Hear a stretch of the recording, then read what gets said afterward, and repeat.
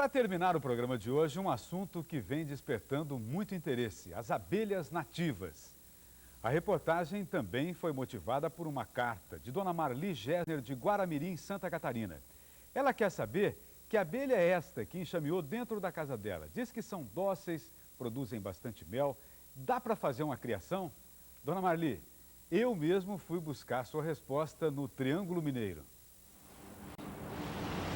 Dona Marli, eu trouxe a sua carta para um dos maiores entendidos em abelha nativa do Brasil, que é o Dr. Warwick, que é atualmente professor da Universidade Federal de Uberlândia, Minas Gerais. É um dos maiores apaixonados por abelhas nativas aqui. Desde 8 anos de idade. Professor, que abelha é essa? Esta abelha, Dona Marli, é a famosa mandaçaia. Mandar, vigia, sair bonito. Vigia bonito. E chama vigia por quê, professor? Vigia porque toda colmeia tem um vigiazinho na porta. Os índios achavam que essa era a abelha mais bonita que existia. E, cientificamente é conhecida por Melipona quadrifaciata quadrifaciata. Quadrifaciata porque as bandas amarelas vão de ponta a ponta. São 4. Agora, quando começa a entrar no estado de São Paulo e Minas Gerais e Espírito Santo, ela é separada no meio, a faixinha. Ela não tem a faixa contínua. Não tem a faixa contínua. É uma outra espécie, não? Subespécie. O doutor Quer, Dona Marli, já apareceu várias vezes no Globo Rural. Inclusive, a gente já mostrou em reportagem a valiosa coleção de abelhas nativas que ele cria no fundo do quintal da própria casa dele. É um divertimento para a família e também um campo de pesquisa que atende universitários do país inteiro. Esta caixa que ele está abrindo aí é de um ninho de mandaçaia. É bem diferente de uma colmeia de abelha Europa ou africanizada. Envolvidos por lâminas de cera fina, os favos de cria ficam empilhados. E elas armazenam a comida não em favos, mas em potes. Aqui é o mel, vou abrir um pouquinho para ver que tem mel, olha. Mel delicioso. E lá embaixo, o pote que tem pólen. O pólen desta abelha é muito importante. Ela traz pólens de solanáceas.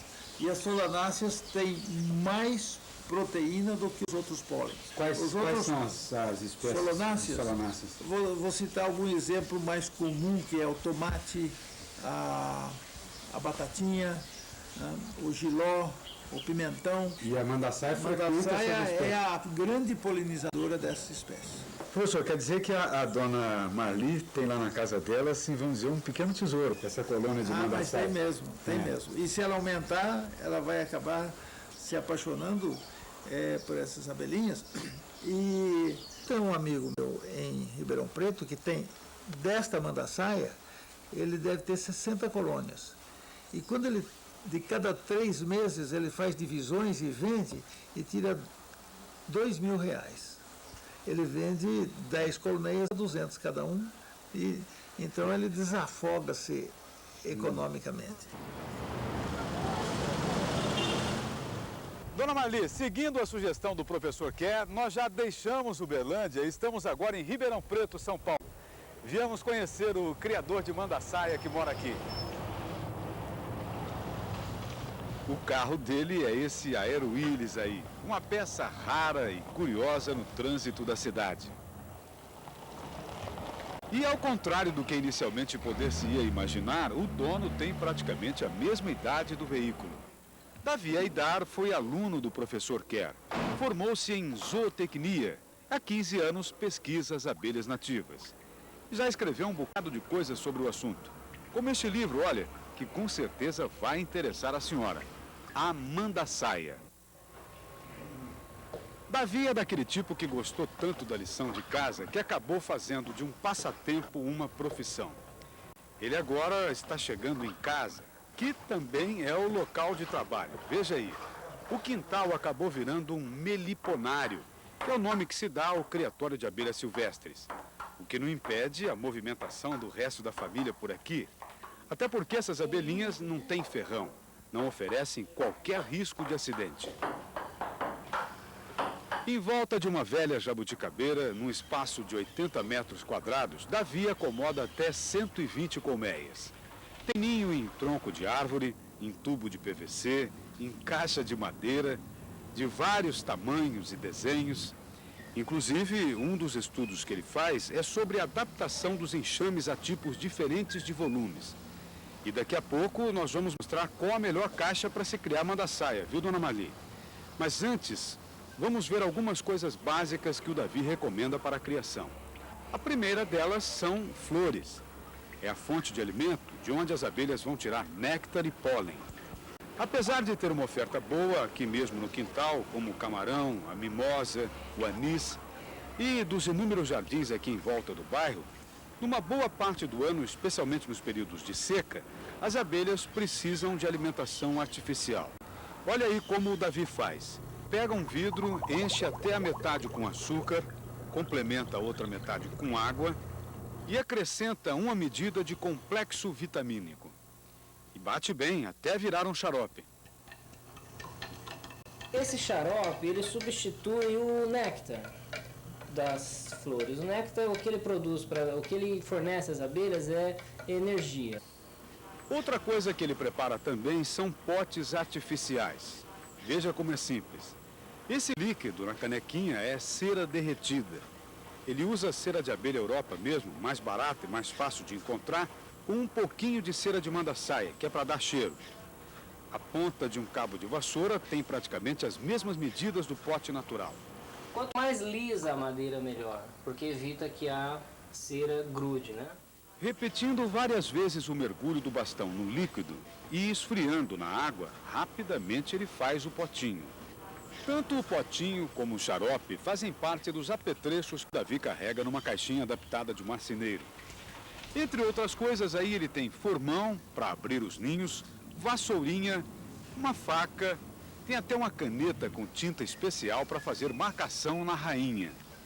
E embora seja fácil de reconhecer por ter o abdômen bem mais desenvolvido que as outras, a rainha marcada facilita muito na hora de inspeção semanal das colmeias. É nessas ocasiões, por exemplo, que se usa aquele xarope que nós vimos ser preparado. No caso aí, nem precisou do potinho artificial. Para combater predadores, principalmente as formigas, os suportes da colônia são regularmente pincelados com uma mistura de óleo queimado com enxofre. O enxofre, ele tem uma característica de ser repelente, né, de insetos. E o óleo ajuda a dar aderência ao ferro, ao metal. Dona Marli, vale a pena dar uma olhada nesse tipo de suporte de caixas. Muito prático.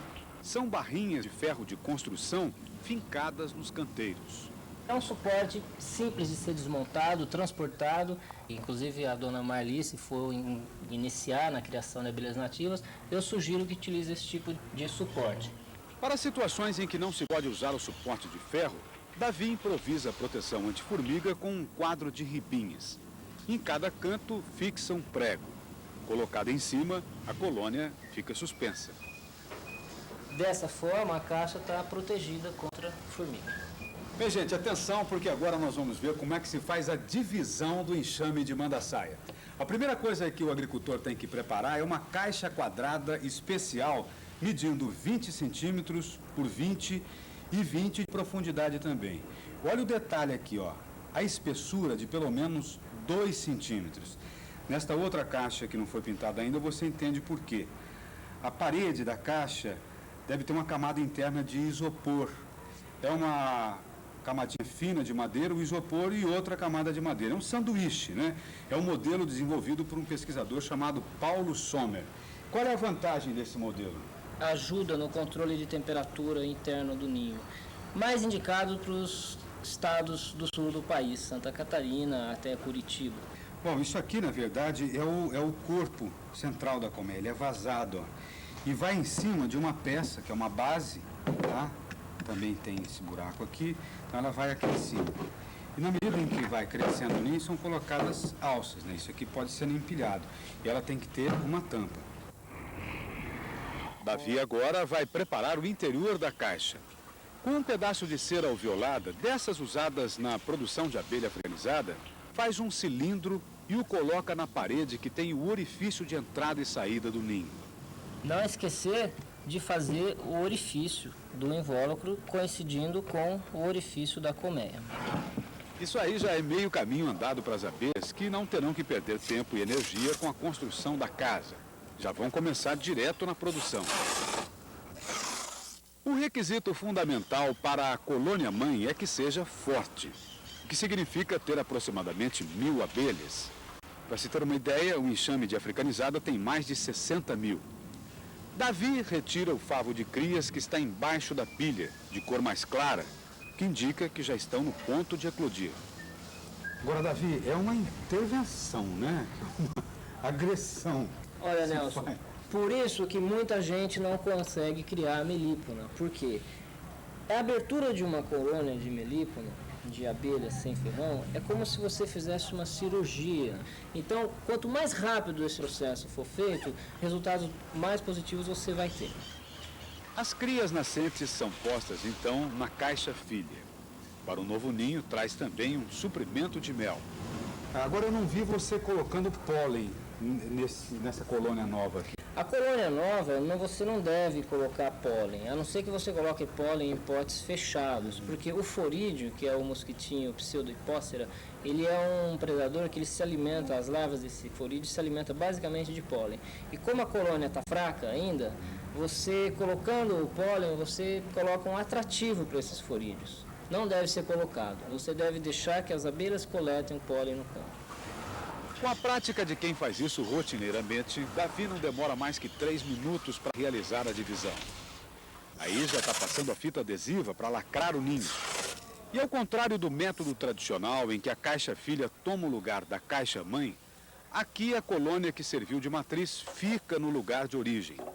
A filha vai para um novo lugar por uma razão que pode ser o pulo do gato dessa operação. A colônia recém-formada tem que ser fortalecida com campeira de outro enxame. E olha como o Davi faz isso, dona Marli. Parece até que elas estão ensinadas, saem imediatamente da caixa. Isso simula o barulho, por exemplo, de um bico de um pica-pau batendo no oco para tentar comer larvas de abelha, por exemplo, larvas de insetos que ele encontra no toco. E com esse tipo de comportamento biológico a gente aproveita para coletar campeiras. E aí elas formam um volume grande? Forma um volume e vai em direção ao predador, assustando, porque aquele zum, zum, zum, as mandíbulas também, que elas têm bastante força nas mandíbulas, afugentam o predador. E aí vem o truque. Assim que um bom número de abelhas já passou para o lado de fora, rapidamente retira-se a matriz de campeiras e coloca-se a colônia recém-formada no lugar. As abelhinhas que saíram automaticamente voltam para ela. Uma rainha nova espontaneamente vai surgir aí em 3 semanas. E em 6 meses, esta colônia filha já vai estar produzindo normalmente. Já a colônia doadora, onde ficou a rainha-mãe, em 30 dias estará plenamente recuperada. Uma colônia sadia de mandaçaia tem condição de fabricar 4 litros de mel por ano. É um produto tido como medicinal e chega a alcançar R$50 o litro, 6 vezes mais que o mel comum. Pode experimentar que esse é um mel mais suave do que o mel que você já conhece. É um mel bem leve, um sabor bem palatável. É bom? É bom. Esse mel, o mel de melípona, ele é mais aquoso, mas ele tem um sabor mais leve. Não é tão doce quanto o mel de abelha africana, né? Não é. A abelha africanizada tem maior porcentagem de sacarose, né? Agora atenção, dona Marli, para uma recomendação importante do Davi que vem lá do professor dele, o Dr. Varvik Kher. Para ter sucesso na criação de abelhas nativas, a senhora precisa formar pelo menos 40 colmeias da mesma espécie. Isso é para garantir uma boa seleção e evitar problemas de parentesco que possam enfraquecer os enxames. Se você tem uma condição de florada excelente, a partir de uma colônia, você pode produzir até 3 no prazo de 1 ano. Agora, Davi, vamos sonhar junto aqui com a dona Marli. Sim. Ela tendo lá as 40 colmeias, ela vai ter condição de ter uma renda a mais no sítio? Tem. A nível de campo, Araújo, dona Marli, isso você consegue 100 colônias porque você tem florada, você tem potencial, você tem néctar, pólen, então você pode produzir com 100 matrizes, você pode produzir tranquilamente 20 colônias por mês. Veja bem, você vendendo num preço mínimo de R$150, 20 colônias, você já tem uma renda extra na sua propriedade. É o dinheirinho bom, hein? É um dinheiro bom, na hora do aperto a gente consegue se safar. Dona Marli, quem vai ter lucro mesmo se a senhora tocar a criação é o meio ambiente aí em volta da propriedade. A maior parte de nossas árvores dependem das abelhas nativas para sobreviver. São elas que fazem a polinização. Então, criar mandaçaia é criar vida. Bom domingo para você. Um bom domingo e até a semana que vem.